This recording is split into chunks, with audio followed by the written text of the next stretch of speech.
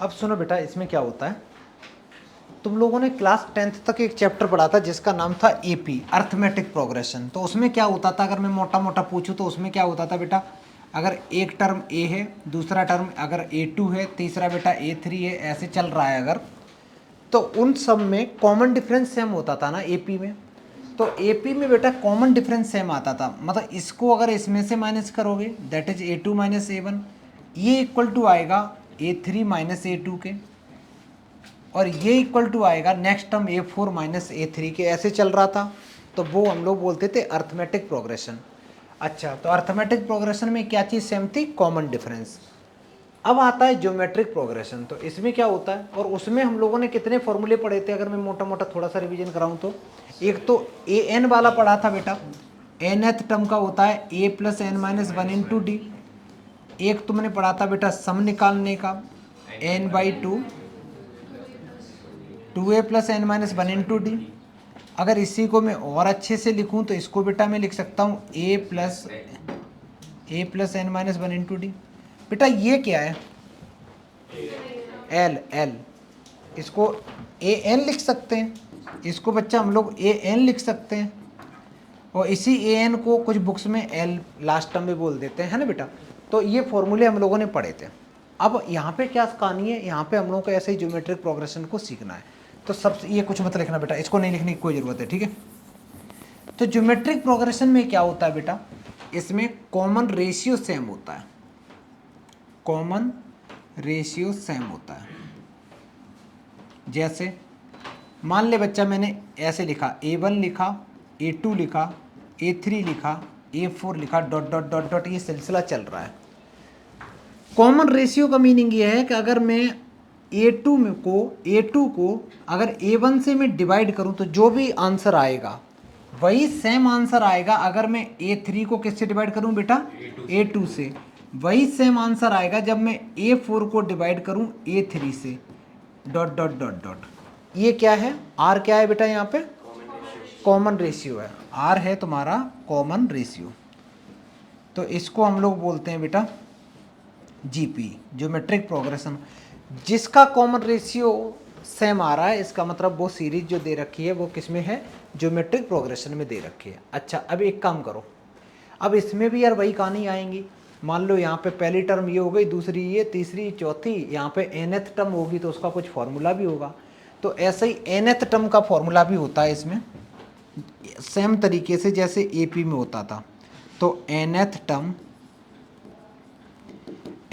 का जो फॉर्मूला होगा वो होगा बेटा an equal to a times r की power n minus one, a times r की पावर n माइनस वन, ये बेटा फॉर्मूला होता है।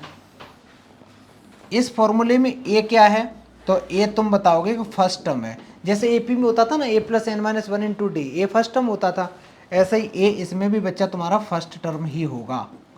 और r क्या होगा, कॉमन रेशियो, n क्या होगा, नंबर ऑफ टर्म्स हो जाएंगे। एक काम करो, इतना कॉपी कर लो बच्चा, इतना कॉपी करो तो पहले बढ़िया से। ज्योमेट्रिक प्रोग्रेशन में कॉमन रेशियो सेम होता है, उसके बाद nth टर्म का फॉर्मूला होता है an equal to a times r की power n minus one. r होता है कॉमन रेशियो, n होता है टोटल नंबर ऑफ टर्म्स, ये nth टर्म का फॉर्मूला हो गया। अब इसमें एक चीज़ और सीखेंगे हम लोग, वो सीखेंगे सम वाला फॉर्मूला सीखेंगे बेटा। जल्दी लिखो पहले इतना ये सीक्वेंस सीरीज ही चैप्टर है, ठीक है बेटा। सीक्वेंस सीरीज में ही अर्थमेटिक प्रोग्रेशन होता है, ज्योमेट्रिक प्रोग्रेशन होता है, एक हार्मोनिक भी होता है। लेकिन हम लोगों को कौन सा पढ़ना है, सिर्फ और सिर्फ ये वाला पढ़ना है, पता नहीं क्यों। चलो बेटा इतना लिखा, अब आगे लिखो। पहले मैं इस पे बेस्ड क्वेश्चन वगैरह करा दूं, ठीक है, फिर आगे पढ़ देंगे। चलो सुनो, तुम्हारे पास में क्या गिवन है, ध्यान से पढ़ना बेटा। ये कहता है nth टर्म किसी जीपी का गिवन है, nth टर्म याद करो, उसके बारे में याद करो बेटा। जो एपी में याद है, एपी में अगर कहीं an इक्वल टू गिवन होता था, पूछा जाए कॉमन डिफरेंस क्या होगा, तो क्या करते थे बेटा, एक बार 1 पुट करते थे, 2 पुट करते थे तो a1 आ जाता था, a2 आता था, उसके बाद कैसे निकालते थे, a2 minus a1, common difference आ गया। सेम यहाँ पे करेंगे। यहाँ पे अगर मेरे पास में an गिवन है, ए एन गिवन है, तो एक बार बच्चा हम लोग A1 निकालेंगे, एन की वैल्यू 1 पुट करके। जब A1 निकालेंगे तो आंसर 3 आ गया। अच्छा, ऐसे ही A2 निकालेंगे तो n की जगह पे 2 पुट कर देंगे तो ये आ जाएगा 3² आ गया। ठीक है, A1 आ चुका, A2 आ चुका, क्या कॉमन डिफरेंस नहीं, वो कॉमन रेशियो नहीं निकाल सकते? क्या फॉर्मूला है कॉमन रेशियो का बेटा? A2 डिवाइडेड बाई A1 है बेटा, कॉमन रेशियो बोला है मैंने, तो ये आ जाएगा 3² डिवाइड बाई 3। एक 3 से 3 कैंसिल, तो आंसर कितना आएगा बेटा? 3 इज द करेक्ट आंसर। कर लो, बिल्कुल छोटा सा सवाल है, कभी नहीं आएगा एग्जाम में, आएगा भी तो 1 मार कर। नेक्स्ट करते हैं। क्वेश्चन में क्या गिवन है, ध्यान से पढ़ो। Find the number of terms in the GP. GP में नंबर ऑफ टर्म्स का मतलब है एन पूछा है बेटा, और तुम्हारे पास में जो सीरीज दे रखी है वो ऐसे दे रखा है ना, 2,6, 18, डॉट डॉट डॉट ऐसे करके दे रखा है। एक काम करते हैं बेटा, मेरे को सबसे पहले एक बात बता, ए कितना है उसमें? 2। कॉमन रेशियो निकालते हैं, 6/2 करेंगे ना बेटा, तो 3 आ गया। और ए एन कितना है? 13122 है। इतनी इन्फॉर्मेशन तो पता ही है यार, फॉर्मूला लगा दो। ए एन का फॉर्मूला क्या होता है? ए की पावर ए इंटू आर की power n-1 into equal to 13122। A की वैल्यू 2 पुट कर दो, आर तुम्हें पता ही है 3 की पावर n-1 इक्वल टू 13122। बेटा ये 2 यहाँ मल्टीप्लाई कर रहे हो, उधर डिवाइड करेंगे ना पूरा, तो 3 की पावर n-1 इक्वल टू 13122 को जब 2 से डिवाइड करोगे तो ये आ जाएगा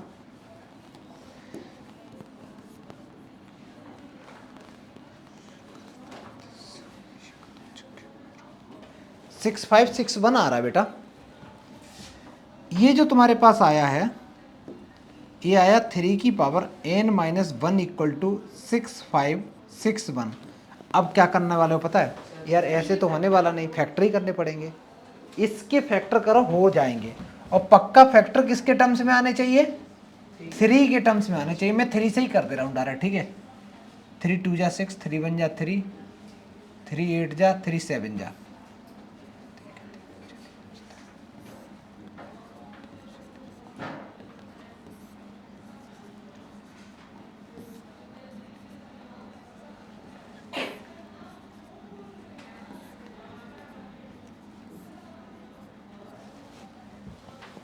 मैं यहाँ लिख दे रहा हूँ, ठीक है बेटा, यहाँ लिख दे रहा हूँ। तो तुम्हारे पास आया 3 की पावर n-1 इक्वल टू, इसको बेटा मैं 3 की पावर क्या लिख सकता हूँ? देखना कितना है, 1 2 3 4 5 6 7 8। नेक्स्ट स्टेप क्या रहेगा?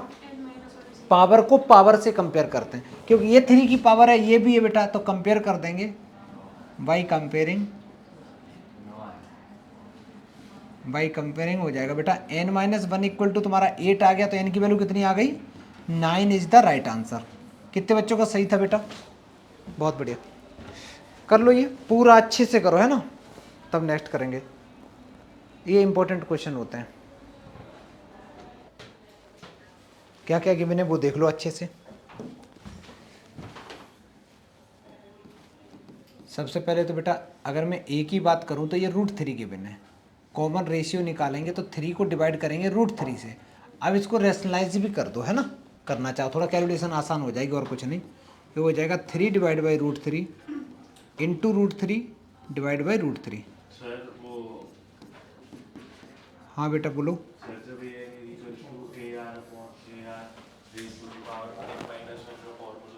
तो ये जो √3 और √3/√3 काट नहीं सकते?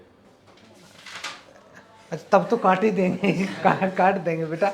अभी मैं ये बता रहा हूँ, ये तो a हो गया, ये r हो गया, ठीक है। अब तुम ये बताओ वो गिवन क्या है? मेरे को आंसर नहीं पता।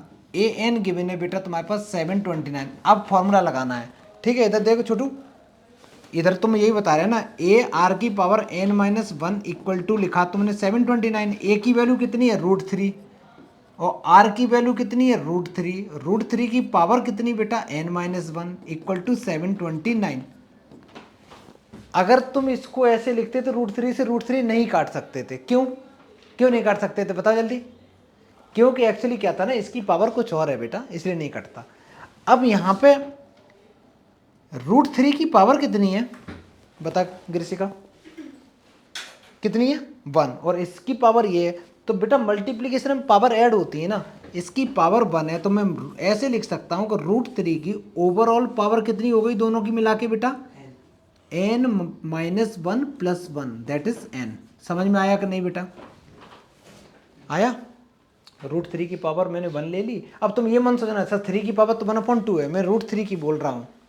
अच्छा ये लिखा, ये 1 से 1 कट गया तो तुम्हारे पास n आ गया। इसको थोड़ा और सॉल्व करेंगे। 3 की पावर कितनी, √3 का मीनिंग होता है 3 की पावर 1/2, तो मैं इसको लिखूंगा 3 की पावर 1/2 और इस पूरे की पावर बेटा n है, इक्वल टू ये जो 729 है इसको भी 3 की पावर में लिखो। 3 की पावर कितना होता है 6 होता होगा बेटा, इसको देखो क्योंकि अभी तो किया था ना।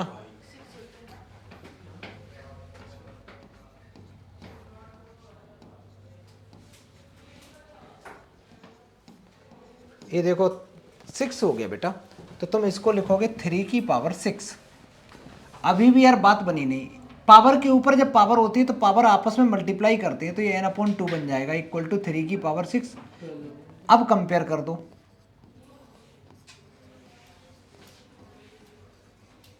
जैसे ही कंपेयरिंग करेंगे तो n/2 इक्वल टू आ जाएगा 6, तो n की वैल्यू यहाँ से आ गई 12। This is the correct answer. कोई दिक्कत बेटा,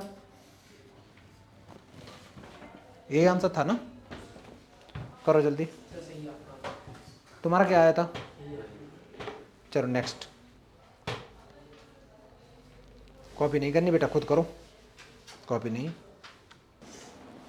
क्वेश्चन में गिवन क्या है, एक जीपी है बेटा जिसका 3rd टर्म 24th है और 6th टर्म 192 है, तो मैं 10th टर्म पूछा है। एपी क्वेश्चन बना दो तो तुरंत कर लोगे ना, 6 बहुत आसान है बेटा, पहले ट्राई करो। तुम्हें पता है 6th टर्म, इस 3rd टर्म, इसका मतलब A3 जो है बेटा वो गिवन है 24। A3 को क्या लिख सकते बेटा, गलत आंसर भैया, ये जीपी है, जीपी है, एपी थोड़ी नहीं है, तो जीपी है ना। तो जीपी में अगर मैं बोलूँ ए एन क्या होगा, तो ए आर की पावर n-1 बेटा। A2 क्या होगा, ए आर की पावर 2-1। A3 क्या होगा, ए आर की पावर 3-1। समझ में आया। ए पागल क्या होगा, जल्दी बोलो, ए p-1। समझ में आया, समझ में आया, मतलब जो भी है। अब सेम कंसेप्ट अगर यहाँ लगाएं तो ये बनेगा ए आर की पावर 3-1 इक्वल टू 24। एक इक्वेशन और अच्छे से लिखो तो ए आर की power 2 equal to 24, equation number 1 आ गई। नेक्स्ट बेटा, उसने बोला जो 6th टर्म है वो कितनी है, 192 है, तो मैं A6 इक्वल टू 192 लिखूंगा। A6 को क्या लिख सकता हूँ, ए आर की पावर 5 डायरेक्ट लिख सकते हैं बेटा। ये इक्वेशन नंबर 2 आ गई। अब दिमाग लगाओ, इन दोनों इक्वेशन में मैं क्या करूं कि ए की और आर की वैल्यू आ जाए। इसमें बेटा डिवाइड करना होता है, ठीक है, इसमें सब्स्टिट्यूशन वगैरह मत करना। तो कैसे करेंगे, जिसकी पावर ज़्यादा है उसको डिवाइड करेंगे, डिवाइड सेकंड बाई फर्स्ट कर देंगे, ठीक है। तो सेकंड इक्वेशन ऊपर लिख दो, ए आर की पावर 5 और इसको डिवाइड करो ए आर की पावर 2 से, इक्वल टू 192 डिवाइड बाई 24। जब डिवाइड करते हैं दो इक्वेशन को तो लेफ्ट हैंड साइड को लेफ्ट हैंड साइड के साथ, राइट हैंड साइड को राइट हैंड साइड के साथ। ए से बेटा, इस ए से एक ए कैंसिल, ये आर स्क्वायर है, यहाँ पे बेटा 3 पावर बचेंगी, ठीक है। 24 से ये काटोगे कितने टाइम जाएंगे, 8 टाइम्स। तो तुम्हारे पास में यहाँ बचेगा, ये आर की पावर 3 बचेगा इधर लेफ्ट में, और उधर बचेगा 8। 8 को बेटा क्या लिख सकते हो तुम, 2 की पावर भी तो लिख सकते हो 3। अब कंपेयर करा दो तो आर की वैल्यू कितनी आ गई, therefore are equal to 2।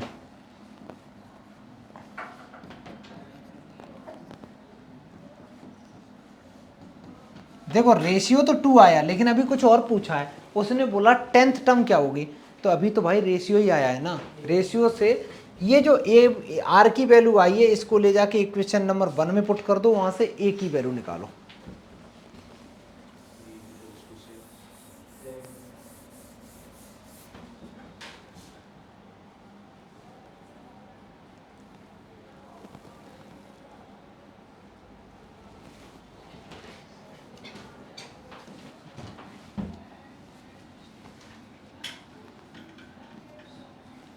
Put r equal to 2 in equation number 1 में पुट करेंगे तो ये आ जाएगा a इंटू 2 की पावर 2 इक्वल टू 24, तो a इक्वल टू आ जाएगा 24/4,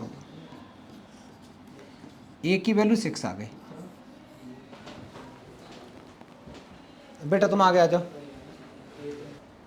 a की वैल्यू आ चुकी है, r की वैल्यू आ चुकी है, ये दोनों वैल्यू को ले जाके अब क्या करना है बेटा, लास्ट स्टेप, तुम्हें 10th टर्म पूछा है ना, 10th, तो 10th टर्म निकालने का तरीका होगा a r की पावर कितना बनेगा बेटा 9, और a की वैल्यू पुट कर दो, a की वैल्यू है 6, r की वैल्यू है 2, तो ओवरऑल कितना आ गया 2 की पावर 9 क्या होता है,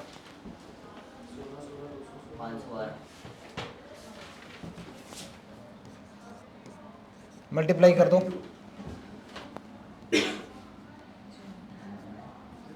बेटा आंसर मेरा तो ये आ रहा 307। चलो बेटा कर लो, जल्दी करो, इसके बाद नेक्स्ट सवाल करेंगे। कार्ड कैंसिल मत करना, सही है वो, ठीक है, थोड़ा सा मिस्टेक है, मैं बताता हूँ, ध्यान से सुनना। क्वेश्चन में गिवन था first term of A GP is 1। First term का मतलब क्या होता है बेटा, ए 1 कह सकते हो, या तुम कह सकते हो सर ए की वैल्यू पता है, ए की वैल्यू कितनी है 1। The sum of the third and fifth term is 90, इसका मतलब है third term plus fifth term, इन दोनों टर्म का जो सम है वो 90 है। इसको बेटा मैं क्या लिख सकता हूँ, पूर्वा बता जल्दी बता, A3 को AR³ नहीं AR², और इसको बेटा इक्वल टू 90, ए की वैल्यू कितनी है, तो ये बना R² प्लस R की पावर 4 इक्वल टू 90। अगर मैं इसको और अच्छे से लिखूं तो ये हो गया R की power 4 R² minus 90 equal to 0। इस इक्वेशन को कैसे गुरमन सॉल्व किया तुमने, क्या नहीं, अब ध्यान से सुनना, नहीं वो नहीं, वो बदतमीजी होती है, अटेंड ट्राई नहीं करना है बेटा, तभी तो आंसर गलत आया। अब ध्यान से सुनना बेटा, ये क्वाड्रेटिक इक्वेशन अगर होती तो तुम्हें सॉल्व करता, क्वाड्रेटिक बना लेते हैं, कैसे, लेट R² की जगह तुम t पुट कर दो, तो तुम्हारे पास इक्वेशन बनेगी, ये बन जाएगा r की पावर 4 को बच्चा तुम R² का स्क्वायर लिख सकते हो, तो ये बन जाएगा कितना t² प्लस ये बन जाएगा t माइनस 90 इक्वल टू 0। 90 के ऐसे फैक्टर करने के डिफरेंस 1 आ जाए तो 10t माइनस 90 लिख सकते हो। इन दो में से बेटा t कॉमन ले लो तो t प्लस 10 बना, माइनस 9 कॉमन ले लो t प्लस 10 बना इक्वल टू 0। दो चीज़ों का प्रोडक्ट 0 है, अभी नहीं, अभी तो मेरे को कॉमन लेना, t प्लस 10 इसमें भी है, t प्लस 10 इसमें भी है, तो एक ब्रैकेट में आ जाएगा t प्लस 10 इसमें, और दूसरे ब्रैकेट में आ जाएगा t माइनस 9 इक्वल टू 0। दो चीज़ों का प्रोडक्ट 0 है बच्चा, तो या तो t की वैल्यू माइनस 10 है, या फिर बेटा t की वैल्यू कितनी है प्लस 9 है। लेकिन हमें t से थोड़ी नहीं लेना देना, हमें क्या था व्रत r, तो t की जगह क्या पुट करना है R², तो R² की वैल्यू ये कहता है माइनस 10 आएगी, ये कहता है 9 आएगी। एक बात बताओ, क्या कभी जिंदगी में ऐसा हो सकता है कि R² माइनस 10 वैल्यू दे दे, कभी दे ही नहीं सकता, क्योंकि ये तो स्क्वायर है, हमेशा पॉजिटिव रहने वाली है, और ये निगेटिव कह रहा है, तो ये नॉट पॉसिबल, इम्पॉसिबल लिख दो, नॉट पॉसिबल। अब कुछ लोग कहते हैं इम्पॉसिबल खुद में आई इम्पॉसिबल होता है, इसको कर दे कोई, ये तो हो नहीं सकता। अच्छा, इसको जब सॉल्व करोगे बेटा तो ये r क्या है, r क्या है 3 नहीं बोलेंगे छोटू, +-3, this is the correct answer. R की वैल्यू +-3 करेक्ट आंसर। पूरा करो। तुमने क्या है, अच्छा हिट एंड ट्रायल लगाया था, तो हिट एंड ट्रायल में तुम माइनस भूल गए ना। चलो जल्दी करो, अच्छे से कर लो बच्चा। देखो क्वेश्चन में गिवन क्या है, क्वेश्चन में गिवन है sum of the first 3 terms of a GP. 3 term का सम बेटा 13/12 दे रखा है, तो मैं ऐसे लिख सकता हूं let 3 terms are, 3 terms assume कर लो बेटा। पहली हो गई तुम्हारी A1, दूसरी हो गई तुम्हारी A2 और थर्ड हो गई तुम्हारी A3।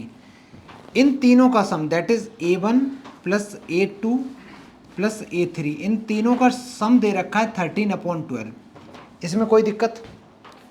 एक काम करो, A1 क्या होता है बेटा, A1 होगा AR की पावर n-1 दैट इज 0 हो जाएगा, और ये बन जाएगा AR की पावर 1, ये बन जाएगा AR की पावर 2 = 13/12।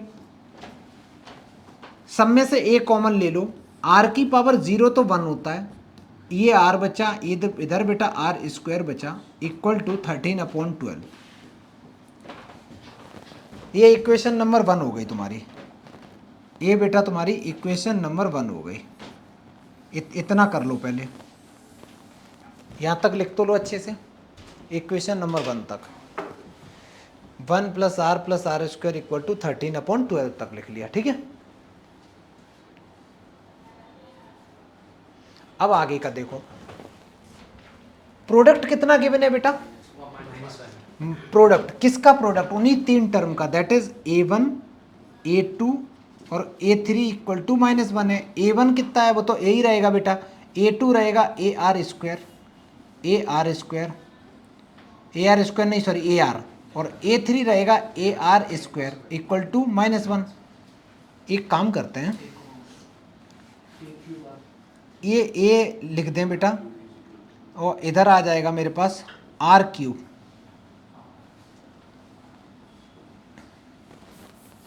यार ऐसे नहीं लिख सकते, देखो A की पावर 3 है बेटा, R की पावर 3 है = -1। किसी को कोई दिक्कत? ऐसे लिख सकते हैं। इसके बाद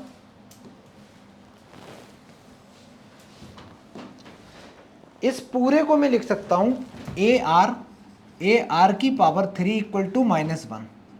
अब मेरा एक सवाल है बेटा, सारे बच्चे सुनना, अगर कहीं लिखा हो x³ = -1 तो x = क्या होगा,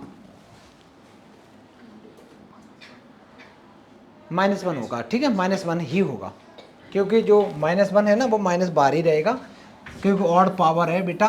तो इसका जो आंसर आएगा वो AR की वैल्यू -1 ही आएगी। यहाँ से अगर मैं तुम्हें A की वैल्यू बताऊँ, A की कितनी आ जाएगी, -1/R। किसी को कोई दिक्कत? ये इक्वेशन उठाओ, इक्वेशन नंबर 1 में पुट कर दो।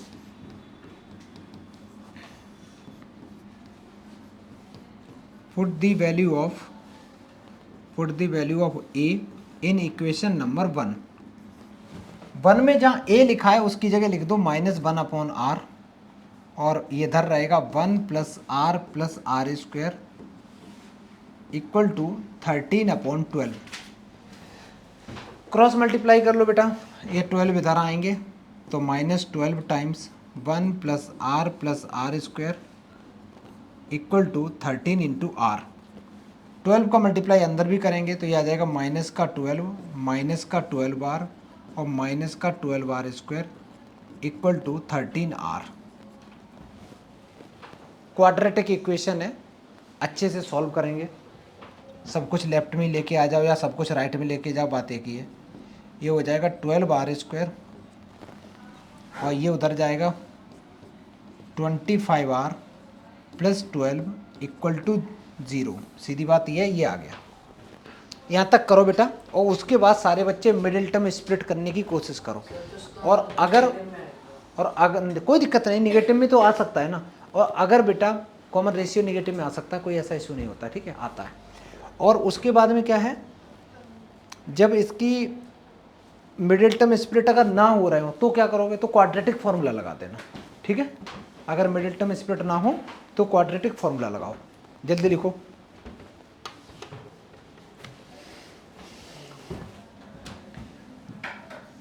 इसमें तो क्वाड्रेटिक फॉर्मूला लग जाएगा बेटा, या मिडिल टर्म स्प्लिट करे, क्या किया तुम लोगों ने? हाँ क्वाड्रेटिक हो नहीं रही ना, वो दिक्कत कर रही होगी मिडिल टर्म स्प्लिट। ये है 12r² plus 25r plus 12 equal to 0। इसमें अगर बेटा क्वाड्रेटिक फॉर्मूला लगाओगे तो क्वाड्रेटिक फॉर्मूला लगा के मैं डायरेक्ट लिख रहा हूँ, r इक्वल टू बन जाएगा minus b plus minus b square that is 25 का square minus 4ac divided by 2 into a की वैल्यू बेटा 12 है, तो माइनस 25 प्लस माइनस 625 144 इंटू 4 कितना 5 पक्का 2 इंटू 12 मैं यहाँ लिख रहा हूँ बेटा। तो r इक्वल टू आ गया तुम्हारे पास -25 प्लस माइनस करने से कितना आ रहा 49, तो मैं 7 डायरेक्ट लिख दूँ बेटा 2 इंटू 12। यहाँ से r की वैल्यू एक बार तो लेंगे प्लस साइन लगा के, और एक बार बेटा करेंगे माइनस साइन के साथ। अच्छा -25 प्लस 7 कितना होगा? -18 अपॉन 2 इंटू 12। यहाँ से आया -3 अपॉन 4। दूसरा करते हैं बेटा, ये आ गया माइनस का 32 अपॉन 2 इंटू 12। 2 से बेटा कैंसिल करो, 4 से कर दो, ये आ गया बेटा माइनस का 4 अपॉन 3। यही आया आंसर। अब क्या करना है ना, देखो दो रेशियो आए कॉमन रेशियो। अब दो अगर कॉमन रेशियो आ रहे हैं तो दो तुम्हारे पास फर्स्ट टर्म भी तो वो भी निकालने पड़ेंगे ना। ये जो कॉमन रेशियो की वैल्यू निकल के आई है इनको ले जाके तुम्हें पुट करना होगा बेटा इस इक्वेशन में, क्योंकि वहाँ से हमें एक की जरूरत भी पड़ेगी। ठीक है, तो हम लिखेंगे, मैं थोड़ा इसको छोटा कर देता हूँ।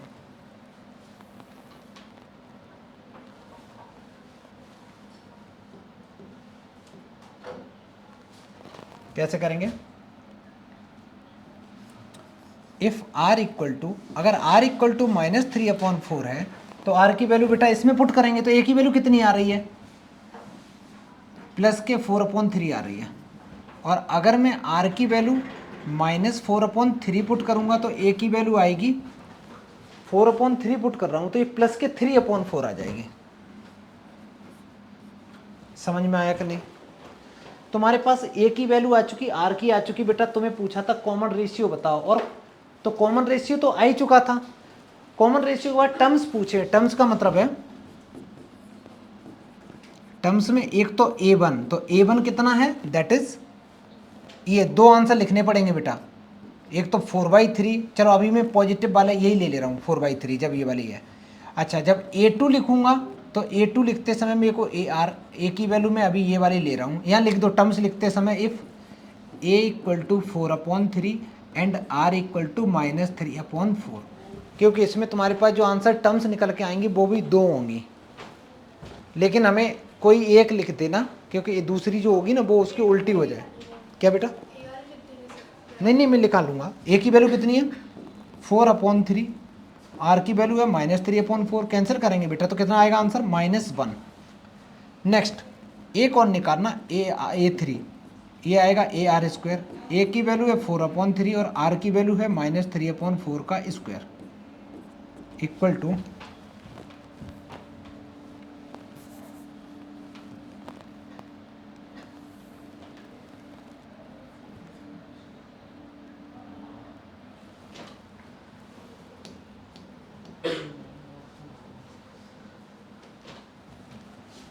इसको सॉल्व कराएंगे तो ये आ जाएगा 4 अपॉन 3 इंटू 9 अपॉन 16। या और अच्छे से लिखना चाहो तो ये कैंसिल डायरेक्ट भी हो रहा था बेटा, तो 3 अपॉन 4 आ गया। तो तुम्हारे पास बेटा ये टर्म्स निकल के आ गए। ऐसे ही अगर दूसरा करोगे, उल्टा करोगे जब रेशियो, तो वो टर्म तो यही आएंगी, उनका सीरीज वो चेंज हो जाएगा। ठीक है, एक बार तुमने ये लिख दिया, एक बार और लिखना पड़ेगा। तो ऐसे लिखेंगे इफ ए इक्वल टू, अब की बार ए की वैल्यू बेटा माइनस की लेंगे, -4/3। तो मेरे को आर की ए की वैल्यू, आर की वैल्यू मैं ले रहा हूँ, मैंने लिखा थोड़ा सा आगे पीछे, नहीं ये सही लिखा। ए की वैल्यू जब मैं लूँगा अब की बार, मैं 4/3 लिया है तो 4/3 की जगह अब 3/4 लेना पड़ेगा, और आर की वैल्यू लेनी पड़ेगी इसके करस्पॉन्डिंग -4/3। फिर रेशियो निकालो, तो ए रहेगा 3/4, A2 रहेगा AR, ए की वैल्यू है 3/4 और आर की वैल्यू है -4/3, दैट इज -1। और लास्ट वाला भी कर दो बेटा। इंटरेस्टिंग चीज़ ये है कि ये A1 A2 A3 आया है ना, वो A3 A2 A1 आ जाता है, उल्टा हो जाता है।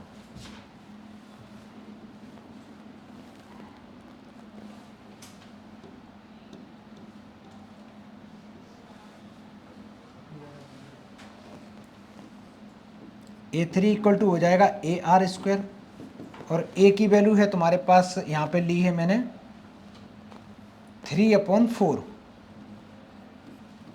और R की वैल्यू है -4/3 का स्क्वायर, और सॉल्व करेंगे तो 3/4 इंटू 16/9। बेटा 3 से ये 3 टाइम्स कैंसिल, 4 से ये 4 टाइम्स कैंसिल, तो 4/3 आ गया। अब ध्यान से देखो, ये आया -4/3, फिर -1, फिर ये, और ये आया था नॉर्मल। तो ये दोनों के दोनों तुम्हारे आंसर हो गए। समझ में आया? प्रॉपरली दोनों ही लिखने पड़ेंगे। कर लो पूरा।